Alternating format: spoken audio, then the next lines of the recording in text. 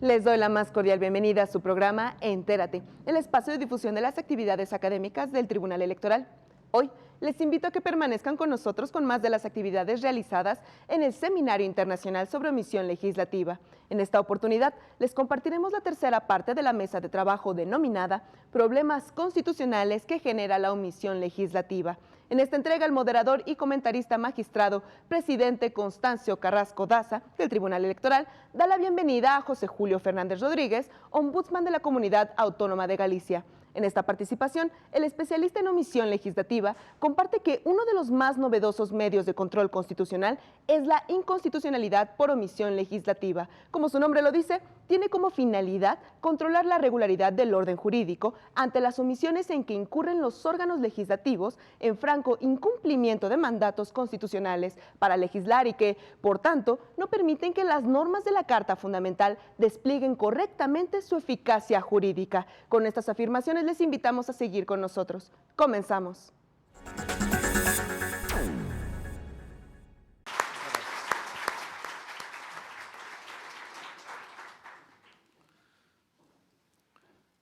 Yo les prometí que íbamos a aprender y que íbamos a tener de veras muchísimos temas que iban a salir en esta primera mesa y que nos iban a revolucionar en el tema de omisión legislativa y creo que no les fallé con la intervención del magistrado Pedro Antonio Enríquez. ¿No? Por lo que hace a mí ya tengo más respuestas que dudas, aunque tengo muchísimas interrogantes que seguramente ustedes están compartiendo. Solo un tema que rescato mucho. En la doctrina constitucional homogénea, comparada en nuestra propia doctrina, hoy se modera este debate en una perspectiva que va dirigida a los poderes legislativos, que se llama el deber de adecuación. El deber de adecuación se explica como esta obligación que tienen los parlamentos, los congresos, de adecuar el sistema de fuentes, de adecuar el orden jurídico a la protección de los derechos fundamentalmente humanos, que son donde las omisiones legislativas trastocan verdaderamente un orden jurídico, es decir, cuando la falta de regulación legal puede llegar a vulnerar derechos humanos. Este deber general de adecuación me parece que es una respuesta de frente al desarrollo legislativo que se posterga en el orden parlamentario.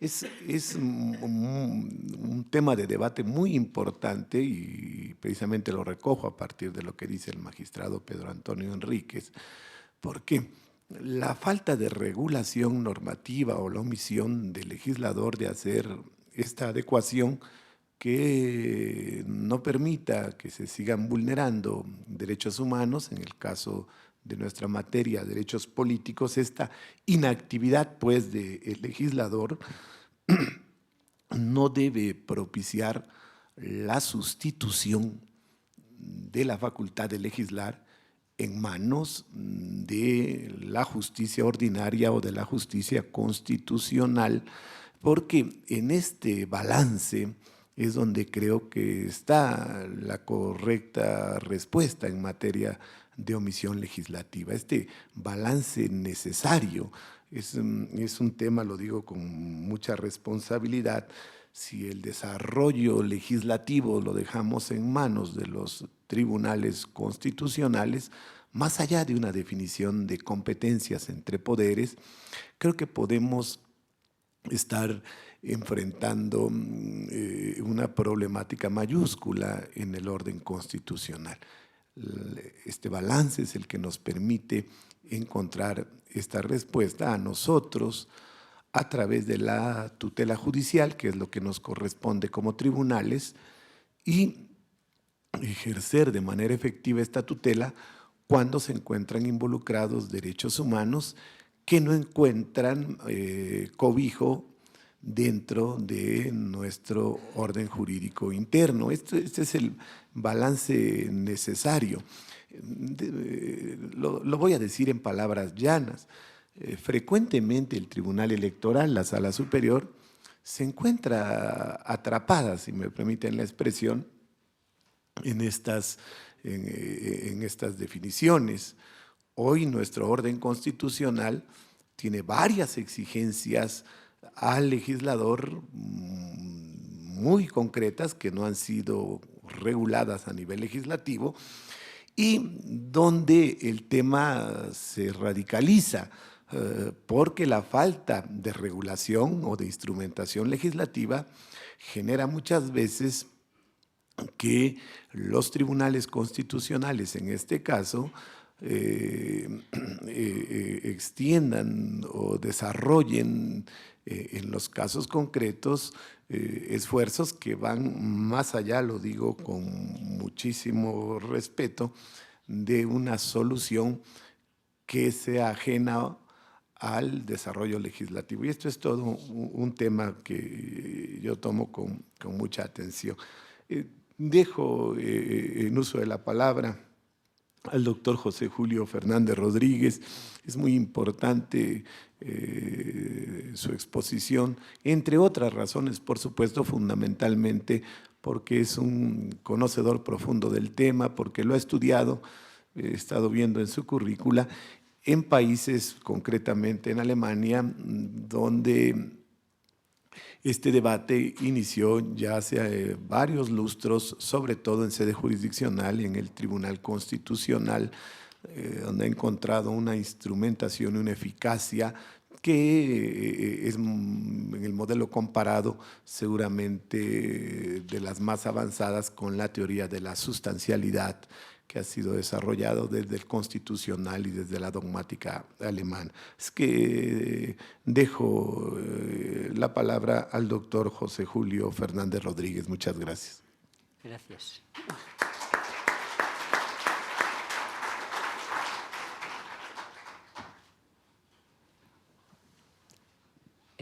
Buenos días. Siempre es un placer venir a la Nación Hermana de México y es un doble placer venir a un evento tan sofisticado, también montado y tan interesante como este, y por lo tanto le doy el agradecimiento y la enhorabuena pues, a los responsables de montar este evento.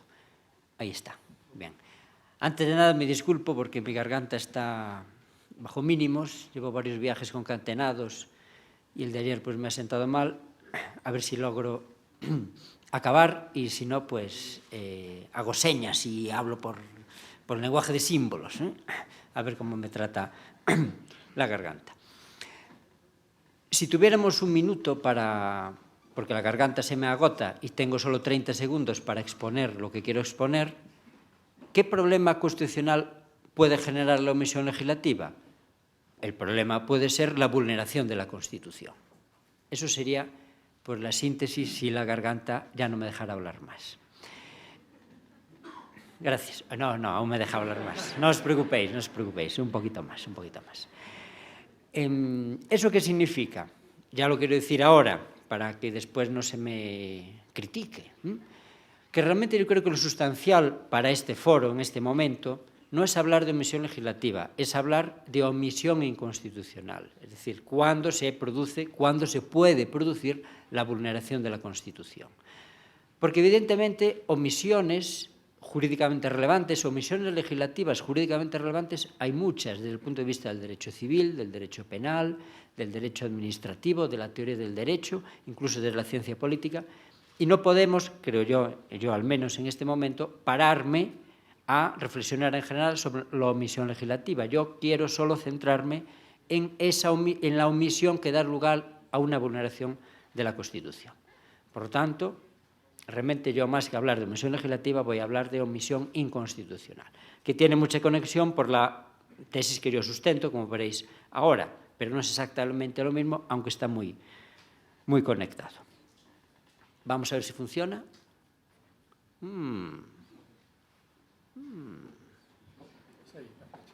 La flechita, ya, aquí la flechita.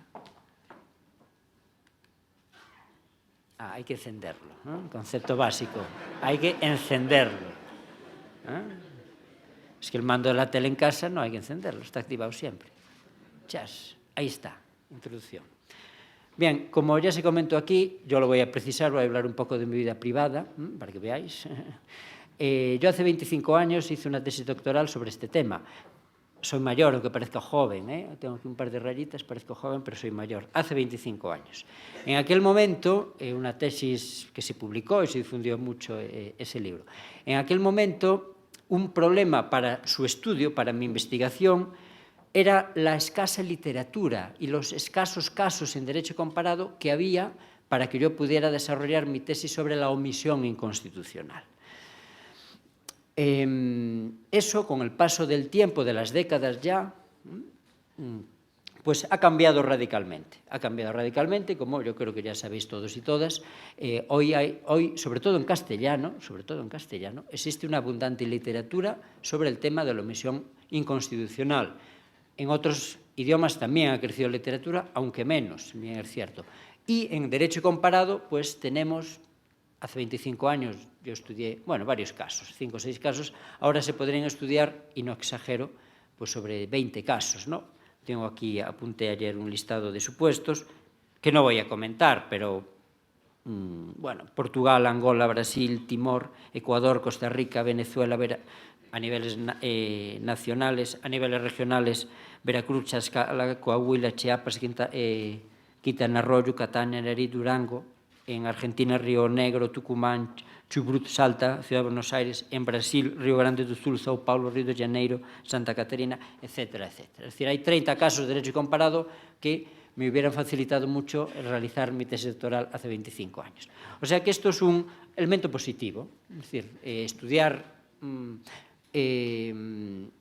con más intensidad las categorías jurídicas, pues ayuda a perfilarlas mejor, a avanzar, a problematizar las cuestiones y a resolverlas en el fondo. Eso es la ciencia. La ciencia es problematizar la realidad y analizarla críticamente para seguir avanzando a un estadio superior del conocimiento, en este caso en el marco del derecho constitucional o, como decís aquí, en otro sentido, el derecho procesal constitucional.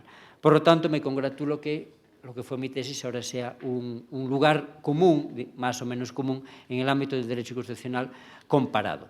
Y no solo eso, sino, como hemos visto ya con mis ilustres colegas de mesa, la jurisprudencia también en muchos países ha entrado y entra de forma directa y evidente en el tema de la omisión inconstitucional. Hace 25 años la jurisprudencia también era mínima.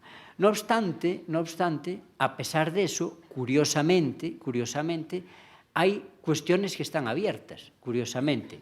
Es una figura compleja, es evidente, por eso no es tan fácil en 25 años o en 30 cerrarla, ¿no? O en más, porque los alemanes empezaron con artículos específicos en los años 50-60, ¿no? Ya con artículos específicos sobre este tema. Lo que ya no se discute ahora es su procedencia, su justificación. Yo comentaré algo ahora de la justificación, pero muy por encima. Eso ya no se discute. Hace años se discutía si era viable o no viable, si era aceptable o no aceptable. Ahora, en el derecho comparado, en la doctrina, sobre todo comparada, pues ya no se discute. Es necesaria, está justificada, lo comentaré ahora. Pero lo que se discute, porque es un tanto confuso porque hay muchas alternativas, es tanto su concepto, curioso esto, curioso, como su articulación práctica. ¿Por qué digo curioso? Porque hay categorías jurídicas donde no se discute el concepto. Todo el mundo aquí, en la China, voy a decir en la China no sé, aquí en Alemania, en Italia o en Argentina o en Estados Unidos, sabemos lo que es un arrendamiento, una sucesión hereditaria, un usufructo, bueno, estas categorías que vienen del derecho romano, incluso que es un parlamento democrático y que será un parlamento democrático, que es una elección democrática, por sufragio universal, libre, igual, directo, secreto, y esos conceptos son los mismos en todo el mundo, al menos cultural occidental nuestro. Pero la omisión constitucional no, lo comentaré ahora. Los conceptos cambian en función del autor, en función del caso de derecho comparado que se quiere analizar. Y esto es uno de los retos para perfilar la categoría y darle la trascendencia que puede atesorar en la arquitectura constitucional de un sistema, de una democracia avanzada, que es la que queremos construir tanto en Europa como aquí en América. En el fondo, por lo tanto, siguen problemas abiertos a pesar de toda esa doctrina y esa jurisprudencia que ya existe hoy en día. Evidentemente, el fondo epistemológico que hay detrás del tema de la omisión constitucional es una dialéctica que el juez constitucional debe resolver desde su sabiduría y desde su prudencia, que es la dialéctica entre, por un lado, la obligación de desarrollo de la Constitución, ya lo concretaré ahora, y por otro lado, la libertad de configuración del legislador. Ya que se citaba Alemania, esto es una categoría que viene de Alemania, la Gestaltungsfreiheit des Gesetzgebers, es decir, la libertad de configuración del legislador. Esta es una dialéctica permanente que vosotros, jueces, juristas, asesores de jueces constitucionales, asesores y asesoras, deberéis resolver desde la formación rigurosa y desde el equilibrio. Vuestro logotipo, bueno, el logotipo de esta institución, esa balanza, creo que puede ejemplificar bien la moderación y la prudencia que el jurista debe tener para tratar de equilibrar o de reequilibrar los intereses de juego y dar una solución. Los casos de omisión legislativa o omisión constitucional son casos prototípicos de esta necesidad de tener en cuenta una autolimitación, una autorrestricción y tener en cuenta pues, las consecuencias de la decisión de la justicia constitucional. En este sentido, voy a hacer algún comentario de México, porque, bueno, no debería, soy extranjero. Había un artículo en vuestra Constitución que prohibía a los extranjeros hacer comentarios o algo así, ¿no? Participar en política, no sé si sigue en vigor. Como modificáis la Constitución cada semana, a lo mejor ese artículo no está en vigor. No sé. Lo acabas de hacer. Pero como si traéis gente de fuera de Europa es para que también aporten una visión crítica de las cosas, no que allí sea mejor y aquí sea peor, no, allí es diferente y aquí es distinto, allí tenemos problemas, no os podéis imaginar, de tipo con la crisis económica, bueno, de constitucionales, pero claro, no voy a hablar de los problemas que tiene España porque no os interesan, os llamará más la atención que yo vea desde fuera los problemas que tiene aquí en México. Bueno, yo creo que aquí hay un exceso de activismo por parte de los órganos judiciales en este tema. Pero bueno, lo comentamos después si queréis. Bien, lo comentaba ahora. Yo defendí un concepto, y lo sigo defendiendo, en esa tesis doctoral hace 25 años.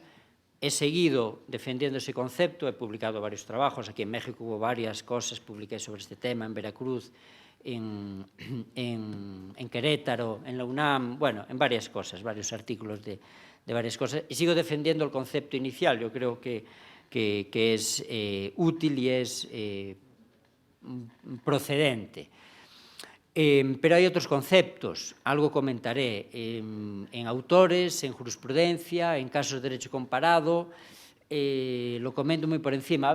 Hay una anécdota graciosa en España de un escritor que va a un programa de televisión conocido, y bueno, porque había publicado un libro, un escritor, un literato, ¿no? Y va al programa de televisión. Y la entrevistadora le pregunta continuamente de cosas de la actualidad. Y pasa un rato y el escritor se enfada. Yo he venido a hablar aquí de mi libro, no quiero que me pregunte de otras cosas. Bueno, aquí es algo parecido. Voy a hablar sobre todo de mi concepto y colateralmente hablo de otros conceptos. Está aquí el profesor Villaverde, colega y amigo español, que ha mantenido otro concepto diferente al mío.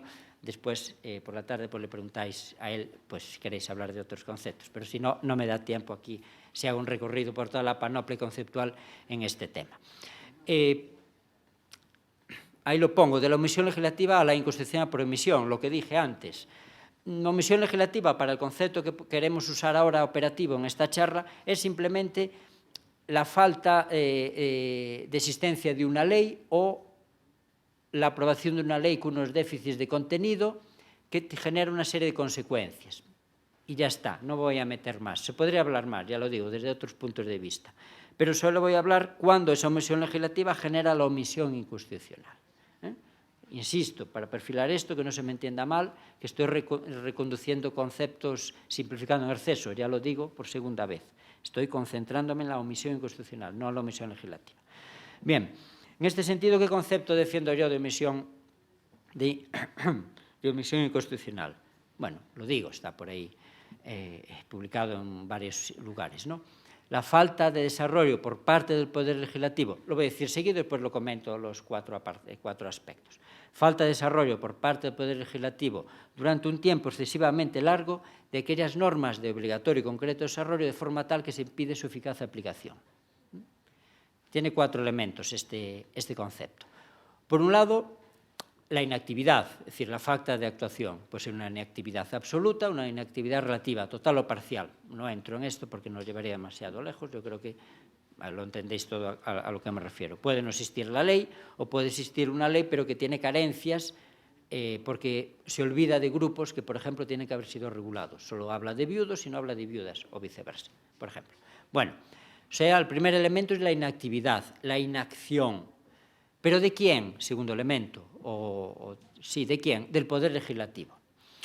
Esto lo tenía muy claro hace 25 años. Ahora ya empiezo a tener dudas, pero lo comento por qué. Por una cosa diferente, por una cosa externa, no una cosa interna de la omisión constitucional. Está claro que el Poder Legislativo es el que asume, en teoría de la Constitución, la obligación de desarrollo del proyecto constitucional. Es decir, está claro que el Poder Constituyente objetiva la soberanía del pueblo en la Constitución y que esa Constitución, por la fuerza de las cosas, tiene que ser abierta y contenida y solo tiene que regular los aspectos esenciales de las materias que debe tratar desde un punto de vista material. Claro, si ve la Constitución mexicana, paréntesis, no responde a esto, porque es tan larga y habla tantas cosas que tiene una técnica legislativa incorrecta en su redacción. Cierro paréntesis. Ya veis, os dejo críticas, ¿no? Para que discutamos después o discutáis vosotros después, ¿no? Bien, pero bueno, la idea teórica está clara. Esa Constitución, proyecto forzosamente inacabado, incompleto, porque no puede regularlo todo, una Constitución no puede tener 12.000 artículos, tiene que dar las líneas maestras de todo, es el Poder Legislativo el que se encarga de ese desarrollo primigenio y primario de esa Constitución. ¿Por qué? Porque tiene un plus de legitimidad democrática, es elegido directamente por el pueblo que es soberano, pero su soberanía está objetivada en la Constitución, a través de un mecanismo de sufragio universal, libre, igual, directo y secreto. Claro, si estamos hablando de un sistema democrático, todo esto no vale. Yo solo hablo desde el punto de vista, claro, democrático. Bien, o sea, ese sería el segundo elemento, que la inacción es del Poder Legislativo. Ojo, ahora porque digo que esto antes lo tenía más claro que lo tengo ahora. Porque ahora estamos construyendo una democracia más deliberativa, más participativa, más procesal, más dialéctica, donde los ciudadanos se han hecho conscientes de su posición y reclaman continuamente a los poderes públicos una calidad de servicio, una calidad de actuación. Entonces, en esta tesitura, el Parlamento ha entrado en una crisis no de legitimidad, sino de fuerza de representación frente a los ciudadanos que encuentran, sobre todo en nuevas tecnologías, otras formas y otros vehículos para representarse. En este sentido, a lo mejor dentro de 25 años, cuando vuelvo a escribir sobre esto, espero escribir antes sobre esto también, pero cuando escriba dentro de 25 años sobre esto, a lo mejor ya existen otros canales de legitimación democrática y representación democrática plenamente aceptados al margen del Parlamento. Por lo tanto, a lo mejor esto, con el futuro de la evolución de la democracia, hay que matizarlo. Pero a día de hoy yo creo que sigue siendo claro que el segundo elemento de mi definición es que la inactividad es solo del Poder Legislativo. Claro, ojo, en ciertos sistemas, como en México, por ejemplo, quien hace leyes o normas con rango de ley también pueden ser municipios. Ojo, no me estoy refiriendo, habrá que ver cada caso concreto. En España, por ejemplo, no, en Italia no, en Alemania no. Habrá que ver cada caso concreto, cada país concreto. Quien hace leyes o normas con rango de ley. Es decir, quien hace las leyes, independientemente del nombre que tengan, las leyes, las normas que desarrollen directamente la Constitución. Esa es la clave. Llámala ley, llámala reglamento, llámala decreto ley, llámala decreto legislativo. Da igual, el nomen iuris aquí es irrelevante, lo importante es el concepto. Hay un primer nivel, que es el nivel constitucional, y un segundo nivel, que es el nivel legislativo. que desarrolle directamente esa Constitución. Ahí es donde se produce la inactividad. Los terceros niveles, tipo administrativo, ya no están conectados con el proyecto constitucional. Por lo tanto, desde mi punto de vista, no hay omisión, nunca va a haber omisión inconstitucional en el tercer nivel. Bien, tercer aspecto de mi concepto, que el no desarrollo tiene lugar en un periodo temporal excesivo, demasiado largo. Esto es la gran relatividad de la institución o del concepto por mí defendido. Tiene que ser el juez constitucional el que, en esos equilibrios que usa a la hora de balancear su decisión, el que debe, desde el punto de vista de la racionalidad, desde el punto de vista de la proporcionalidad, decidir si ha habido un periodo temporal excesivo. Es decir, si la libertad de conformación del legislador, si la libertad de postergar en el tiempo su actuación, ya no se justifica, ya no se justifica. El legislador es libre para escoger el momento, en teoría, para aprobar la ley que desarrolle la Constitución, pero no es libre para decidir si desarrolla o no desarrolla la Constitución. La tiene que desarrollar necesariamente. Es decir, es libre para escoger el momento, pero no es libre para escoger el sí desarrollo o no desarrollo. No, tiene que desarrollarla. La libertad de conformación del legislador no es una patente de corso en manos del legislador. El legislador no puede tratar a la Constitución como si sus artículos no existiesen. Esa sería una forma, lo leí hace unos días un artículo de un libro que sacó un profesor argentino, Víctor Bazán, ¿no? No, ya es hora que el legislador deje de pensar la Constitución como si sus artículos no existiesen. No, el legislador tiene que actuar. Es libre de escoger la actuación, salvo que esa postergación se haga desproporcionada. Y entra el Tribunal Constitucional para decidir, en los casos concretos, casuísticamente, cuando ya hay una actuación desproporcionada en el tiempo y hay que sancionarlo declarando la omisión inconstitucional. A veces esto no es tan problemático. ¿Por qué? Porque a veces, muy pocas veces, pero a veces las constituciones prevén plazos para su desarrollo. Entonces, hay constituciones, sobre todo en las disposiciones finales y adicionales, algunas, pocos casos, en que se prevé pues, 1 año, 2 años, una legislatura, 2 legislaturas, para desarrollar ciertas leyes. Ahí está claro, pasa ese plazo, hay omisión. Habría otros supuestos también fáciles, por ejemplo, estoy pensando en los tribunales electorales en México, ¿no? Si una Constitución prevé unas características, cómo van a ser las características de un proceso electoral, ¿cuánto tiene de plazo el legislador para desarrollar esas características de ese proceso electoral? Pues yo entiendo que antes de las próximas elecciones,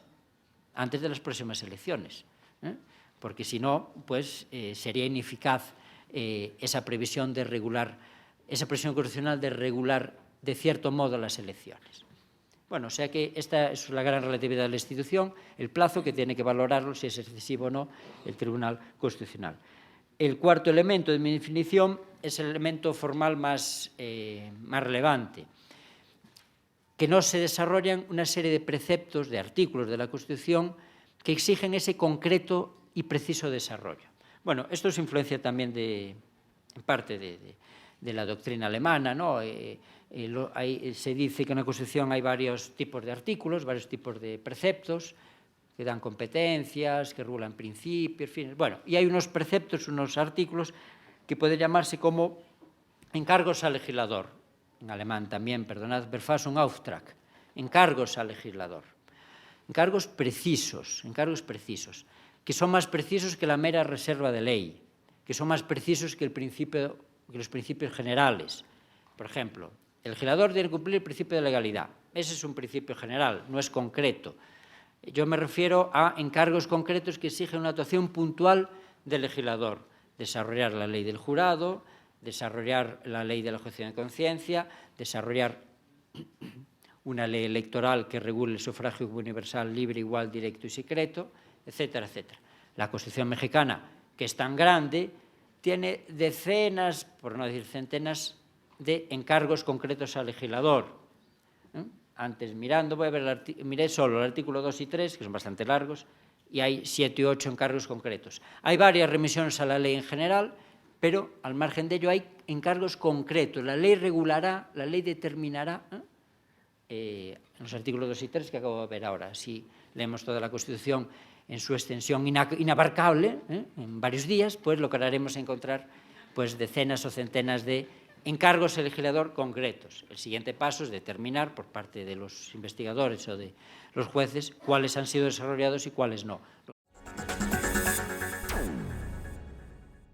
Los esperamos en una próxima emisión de Entérate, solo por Plataforma Electoral, el canal de televisión por Internet del Tribunal Electoral del Poder Judicial de la Federación. Soy Roxana Noriega, hasta la próxima.